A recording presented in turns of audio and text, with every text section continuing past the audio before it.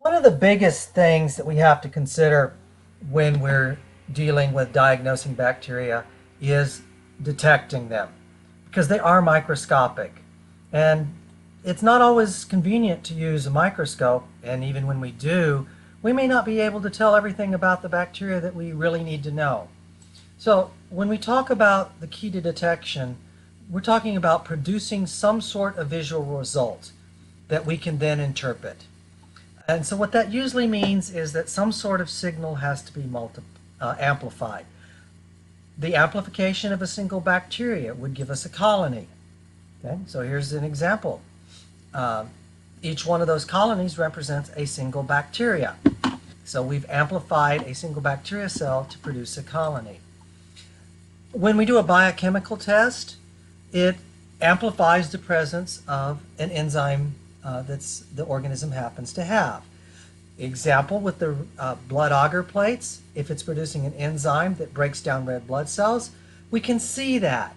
And we're amplifying the enzyme activity by putting in the red blood cells and looking for its destruction. If we're doing DNA work, we will look for a band of DNA on a gel. That's another whole different story, but it is an amplification. If we're doing rapid immunological tests, which we will be talking about, one of these lines on here is an amplification of an antigen, and that antigen is going to be specific to whatever it is that we are actually looking for.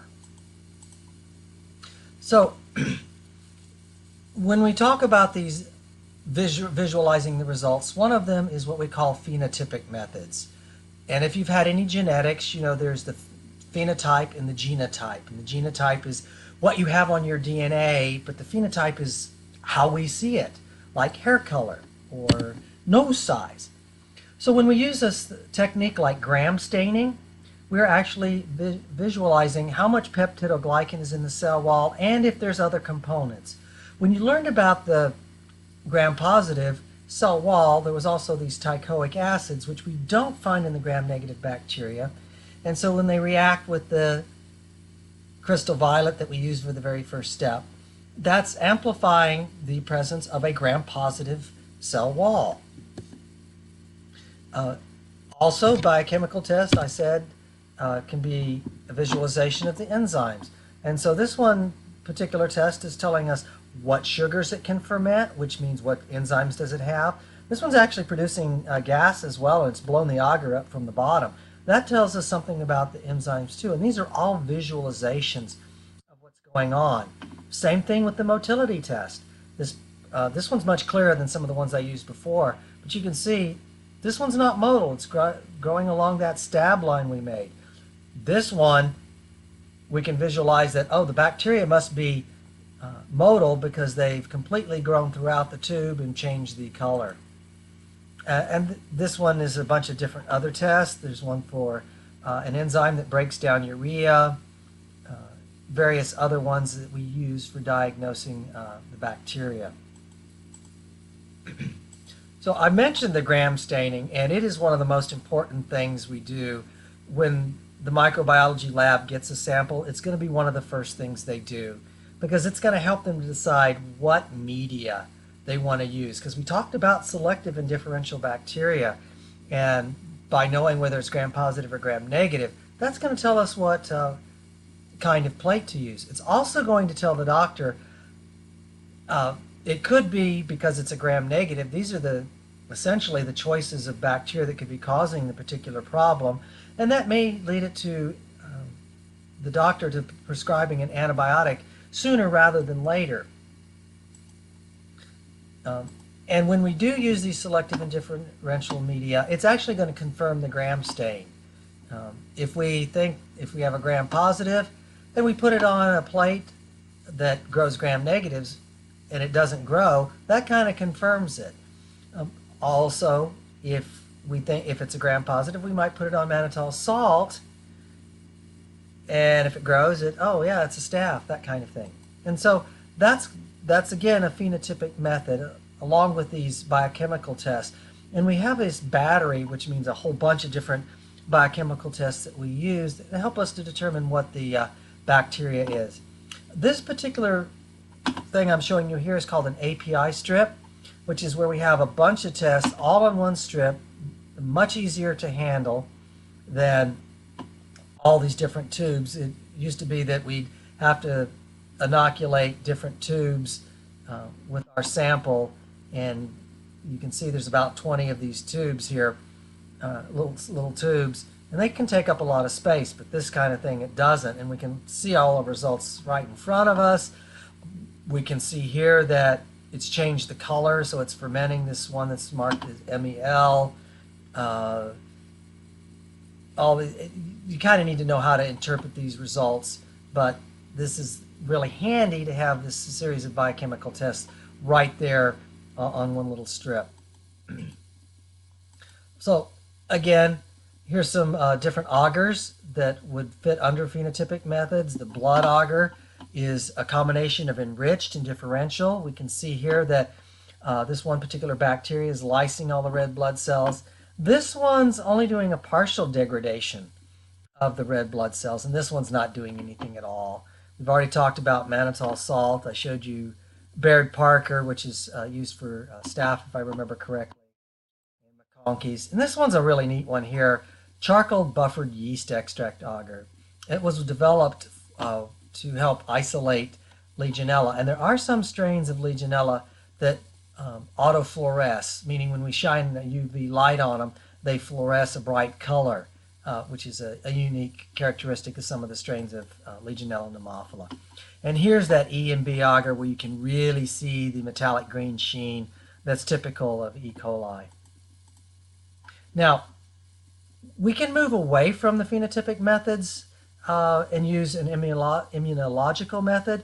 And immunological methods tend to be a lot more rapid than phenotypic methods, because in the phenotypic methods we have to let these things grow, and that's usually overnight or several days, whereas immunological methods can take just hours instead.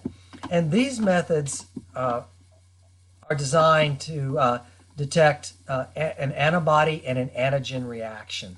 So you know when you get a vaccine, that's to get your body to produce antibodies. And the way it's doing that is we're introducing a foreign antigen. It might be something from the flu virus or from the toxin that the tetanus-causing organism would produce.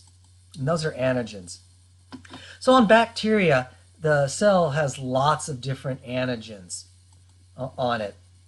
And we can use that. Same thing with viruses. On their outside coating of the viruses, there can be antigen as well. And we can detect those. One way is through what we call serotyping or agglutination reactions. And they can be designed to detect either antigen or antibody. Because sometimes we want to check to see if somebody's been exposed to something. And if they have an antigen, we'll get clumping. So whatever this was looking for, that antigen was present, and the antibody that we used caused the clumping. Also, if we're trying to detect the presence of an antibody in somebody's blood serum, we would put antigen in here and mix it with that person's blood, and if they have the antibody, you'll get clumping.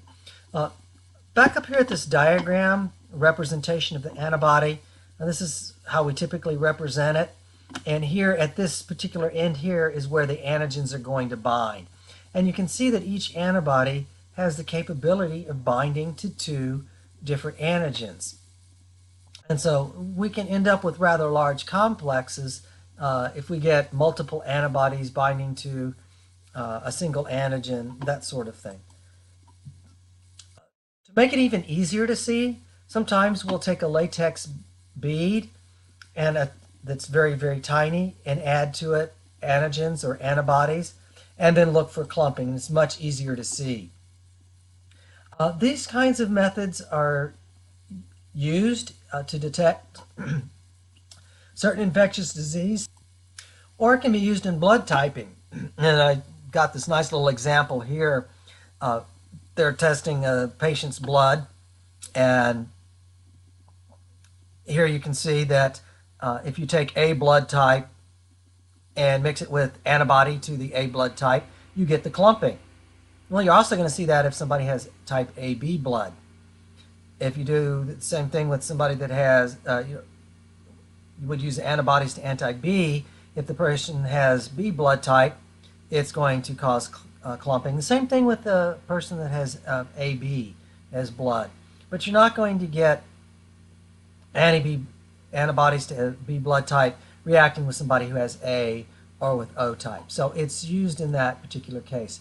But in regards to infectious disease, some of the ones that are out there and available can detect syphilis, Legionella pneumophila, Lyme disease, and hepatitis A. And I'm sure there's plenty of others. Being able to diagnose these various diseases is very important. So as time goes on, we get even more and more availability of these kinds of tests. Now, one of the videos you're going to be watching talks about ELISA tests. Goes into a lot of detail. This is kind of a summary. If you go through it, you can see that there are two different methods of doing an ELISA, although you can hear this pronounced a number of different ways, but it stands for enzyme-linked immunosorbent assay. Scientists love to come up with these weird names. But this particular one here that's is called capture antibody sandwich, that's used for detecting the antigen. So that would be detecting the bacteria or something on the bacteria or the virus. And then the other one, which they call an indirect ELISA, is used to if you're trying to see if somebody has produced antibodies to something, meaning they've been exposed to it. So I'm not going to go into too much detail because you've got another video to watch on that. Now, on immunochromatographic assays, this looks very much like a pregnancy test. It works kind of on the same principle. These can be several variations on it, but one that I'm familiar with is I'm going to describe here. Here they're showing you the sample port, so that's where you put the sample. And whatever you add is going to mix with an antibody. And that antibody's been tagged or labeled with a particle that we call colloidal gold, or maybe some other indicator. But the neat thing about colloidal gold is when it's by itself, it's colorless. But as it collects with other colloidal gold molecules, it actually starts to produce a color that we can visualize. So we add the sample here, mixes with the antibody, and then it starts traveling up this filter paper that's in here, and it gets to the test line. And on that test line is a capture antibody, which is going to grab hold of that antigen-antibody complex. And it's really going to be grabbing hold of the antigen at this point in time, and attached to that antibody, that antigen is this antibody with the colloidal gold. And as it collects on the test line, you start to see it, and that tells you, oh, whatever it is I'm looking for, in this case, Helicobacter pylori, it's going to give us this positive test line. We also have a control line that tells us when the assay or this test has gone long enough. And it's going to have a capture antibody that grabs hold of this antibody down here that's unattached to antigen, and the colloidal gold is going to collect on there. So you always have the test line first, and then you have that control line that tells you when things have gone far enough.